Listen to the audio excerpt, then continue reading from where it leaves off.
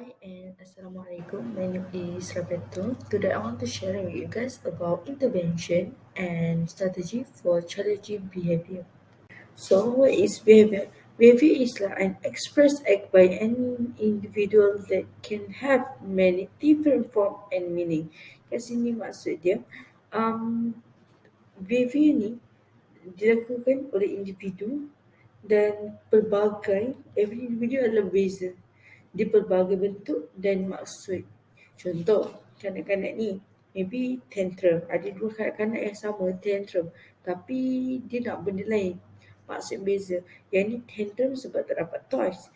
Yang ni tantrum maybe sebab ada benda yang dia tak suka kat situ. So nak cakap everyone individual ni berbeza lah kalau dia lakukan behavior. Berbeza bentuk dan kadang-kadang kalau sama bentuk pun beza meaning. Okay, so itulah untuk behavior. So, behavior management ni adalah untuk um, prevent and reduce challenging behavior. Challenging behavior ni adalah komponen yang penting dalam occupational therapy untuk intervention kanak-kanak. Sebab behavior ni lah yang akan interfering with occupational performance. So bila behavior ni mengganggu performance diorang, menyebabkan performance makin teruk dan kerja tak dapat dilakukan dengan baik lah.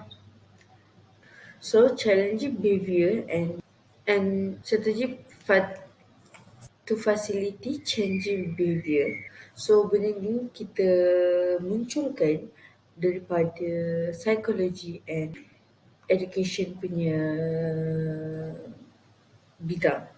So ada seseorang research ni yang membuat mengkaji serta memberi banyak ilmu untuk occupational therapy supaya mereka boleh apply dan menolong untuk memahami kenapa behavior itu berlaku, macam mana occupational therapy ni nak campur tangan dan untuk campur tangan dalam waktu ketika behavior itu keluar. Waktu challenging behavior itu muncul, macam mana si occupational therapy ni nak tangani. So, macam saya cakap pada mulanya, behavior ni adalah satu ekspresi yang dibuat oleh seseorang individu untuk mengekspreskan diri dia lah. So kat sini dia berbagai makna yang boleh dibuat untuk ekspreskan tu dan bermacam cara. So pada masa sama, behavior ni bukan maksud behavior yang teruk saja. Ada je behavior yang appropriate, yang boleh dilakukan, yang memang layak untuk diterima.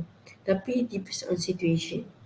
So contohnya yang appropriate punya behavior is bila alam kebakaran berlaku ataupun menyala, bunyi kering.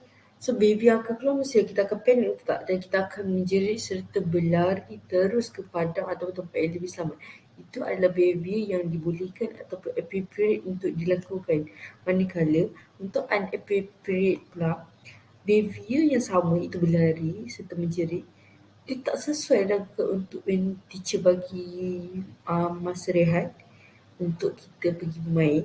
Kita lari pergi ke tempat playground tu dalam keadaan menjerit serta berlari kencang. So benda tu, behavior tu sangat appropriate lah. Unappropriate.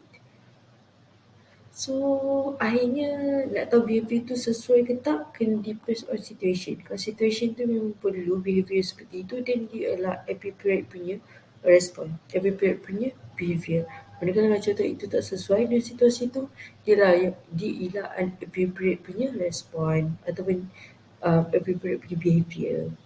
Ataupun kanak-kanak yang tak suka kacang hijau ataupun lada Bangladesh warna hijau tu, ataupun sayur-sayuran, dia bertindak menjerit serta memukul-mukul, menghentak-hentak meja sebab ada cili hijau tu, cili hijau. So dia punya behavior dia yang keluar, dia menjerit, dia refuse to do everything, dia marah. So benda tu sangatlah tak appropriate, itu unappropriate lah.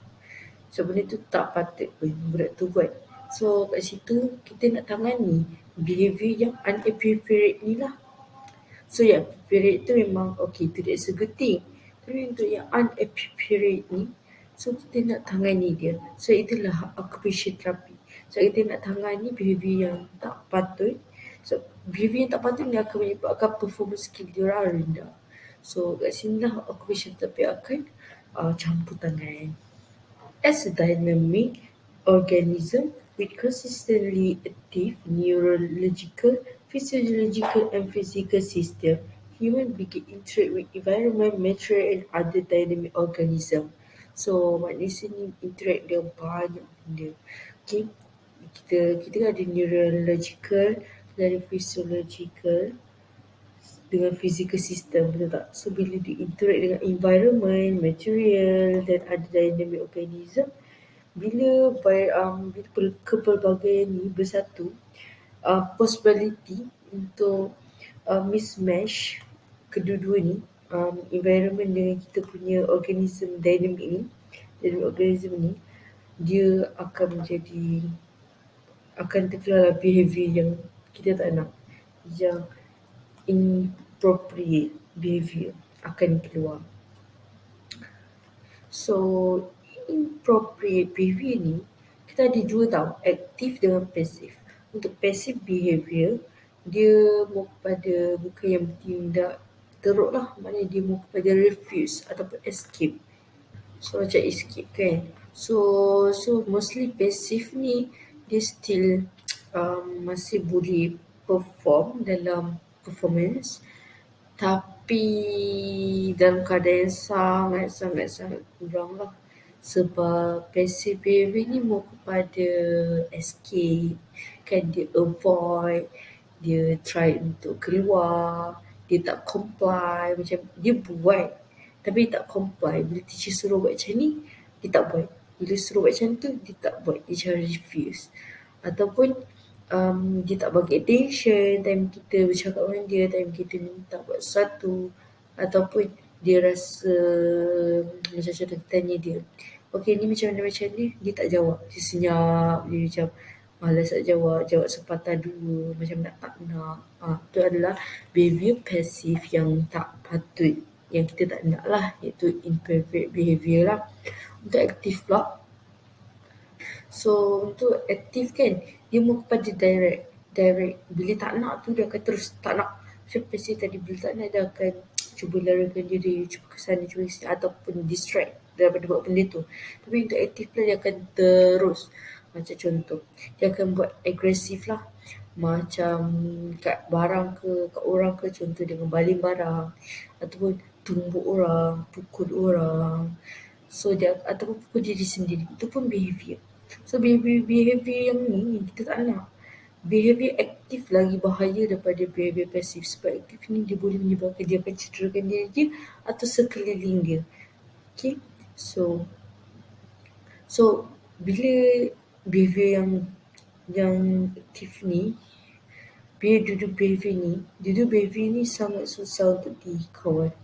So sebab itulah ada occupational therapy untuk membantu menangani behaviour macam ni yang kita tak nak ni. Kita bukan untuk menghilangkan, tapi kita cuba mengurangkan behaviour ni, ataupun tukar behaviour ni kepada behaviour lebih baik lah, ataupun correct response untuk direspon when dia tak nak sesuatu benda. Kadang-kadang nak keluarkan behaviour ni oleh banyak sebab, terlampau banyak sebab untuk dia keluarkan behaviour ni, behaviour yang inappropriate ni. Contohnya dia lack of skill, dia tak boleh buat. Contoh, bila suatu anak tu dia tak mampu buat satu skill tu, contoh skill memotong, dia tak boleh, tak reti pegang, dia ada masalah stability, dia ada masalah body security. So dia pegang tak betul lah. So dia rasa benda tu sangat susah. So bila susah dia frust tak nak buat dah. So dia akan dia akan pasif. Kajian tu defensif, dia akan pandang tempat lain, tak bagi attention, buat tak nak. Kalau dia aktif, dia akan baling lah sebab dia tak nak buat. Sebab dia rasa susah, sebab dia tak ada skill tu, ataupun ability performance dia tu sikit. Ataupun maybe sebab-sebab lain lah. Contoh maybe tempat tu, environment tu dia tak suka, maybe teacher tu dia tak suka, ataupun sebagainya. Terlampau banyak reason lah daripada external dengan internal. So kita kena tengok dua-dua belah untuk pastikan yang mana yang sebabkan keluarnya keluarnya behavior yang kita tak nak tu. So purpose. So purpose for kita adakan strategi for challenging behavior ni.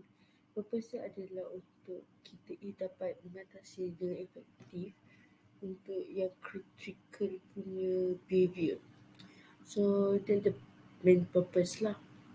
And setelah beberapa dekad kita buat research, kita telah mendapati, kita dah identify tiga primary purpose of challenging behavior.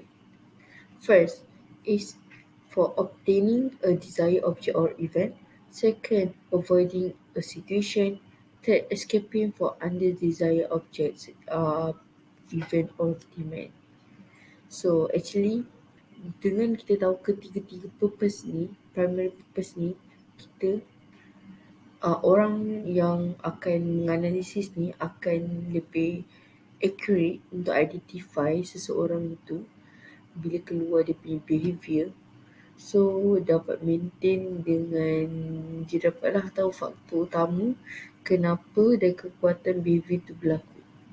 Tetapi kalau ketika behaviour itu telah waktu tu berlaku tapi tak ada apa-apa yang kita ambil, maknanya kita tak buat apa-apa perubahan, kita tak menghalang ataupun apa, behaviour itu akan tetap akan makin teruk ataupun tetap sama, dan dia akan menyebabkan susahlah untuk orang yang akan depan dia, masa depannya, untuk menstopkan behaviour itu. Nak stopkan behaviour ataupun nak kurangkan behaviour itu agak sukar. So kita ada formal process yang dipanggil Functional Behaviour Analysis ataupun dipanggil FBA. Dia adalah proses untuk evaluating the factor influencing behaviour, including the antecedents event occurring before and triggering behaviour. Maknanya FBA ni dia punya tugas, dia formal process untuk menganalisis kenapa before benda terjadi, before behaviour tu berlaku, dengan kenapa behaviour tu boleh trigger, apa yang menyebabkan trigger behaviour tu keluar. So then apa yang akan berlaku setelah event dia trigger dan dia punya behaviour tu dah keluar. Dan FBA juga akan menyediakan references untuk behaviour tu. So FBA ni boleh jadi resource intensive dan often is reserved for situation in which extreme and dangerous behaviour are occurring.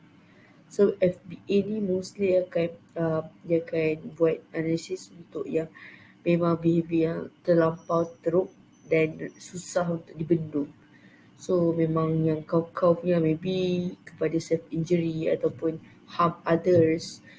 So former FBA ni dia akan buatlah, dia akan selalunya dipanggil untuk buat benda ni lah. So waktu proses formal FPA ni kan, dia akan mengenal pasti mismatch antara yang kita cerita pada mula tadi, and about the mismatch between the person and the context effect when the challenging behaviour is executed. So bila behaviour tu dah keluar, so FPA ni lah akan analisis time tu. Dia akan tengok kenapa penyebab, apa yang trigger dia, apa yang terjadi sebelum event tu berlaku, waktu event tu berlaku, apa yang trigger dia, dan after, lepas habis event tu berlaku, apa terjadi kepada budak tu. So kat situ lah FPA akan menapasi dan menganalisis dan memberikan jawapan yang lebih baik untuk mengurangkan dan prevent daripada behaviour itu terus berlaku.